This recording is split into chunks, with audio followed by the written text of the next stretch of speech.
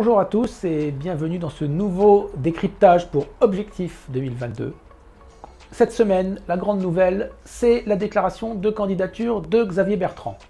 Ce n'est pas vraiment une surprise, on le voyait arriver, mais là, c'est officiel, il est candidat. A-t-il bien fait? Aurait-il dû attendre? Il y a du pour, il y a du contre. Un départ tôt offre quand même quelques avantages en cette année 2021-2022, où la campagne va être compliquée. En effet, les restrictions sanitaires ne vont sans doute pas s'arrêter du jour au lendemain. Il sera compliqué d'avoir des meetings, compliqué de faire du porte-à-porte.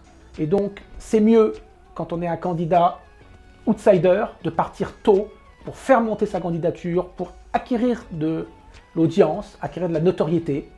D'ailleurs, les grands candidats de la prochaine présidentielle, que sont Marine Le Pen, Emmanuel Macron ou Jean-Luc Mélenchon, sont déjà plus ou moins en campagne. En partant tôt, il coupe également l'herbe sous le pied de ses concurrents à droite, puisqu'il est le premier à se déclarer, et surtout, il tue dans l'œuf toute primaire.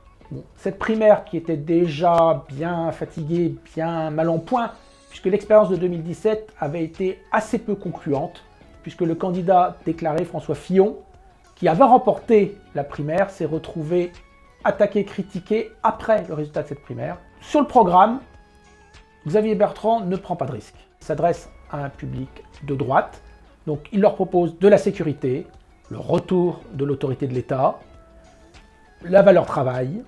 Pour l'électorat de centre, il se pose en gaulliste social et il promet une décentralisation. Donc là-dessus, on peut dire qu'il n'a pas commis d'erreur.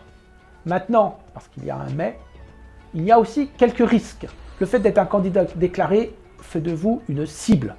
Les coups vont commencer à pleuvoir, y compris et peut-être surtout de son propre camp, puisque ses rivaux, que sont Valérie Pécresse, Laurent Wauquiez ou Bruno Retailleau, ne vont pas se priver de critiquer, d'attaquer, de glisser des pots de banane.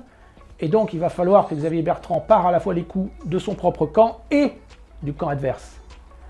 Deuxième sujet important pour un candidat, une fois déclaré, il faut exister. Il ne faut pas que la candidature apparaisse comme un feu de paille et que derrière il n'y ait plus rien. Donc ces équipes vont maintenant, comme on dit dans les entreprises, devoir délivrer. Et donc il faut durer, il faut tenir, il faut avoir les batteries, les ressources, pour que, au moins jusqu'à l'été, Xavier Bertrand apparaisse comme un candidat dynamique. Enfin, il n'est qu'à 16% dans les sondages, ce qui est un peu juste pour prétendre arriver au second tour. Il va falloir qu'il élargisse son espace politique, qu'il rallie de nouveaux soutiens, que ce soit de la société civile ou encore du centre, puisque l'électorat de droite sera quand même assez verrouillé par Marine Le Pen.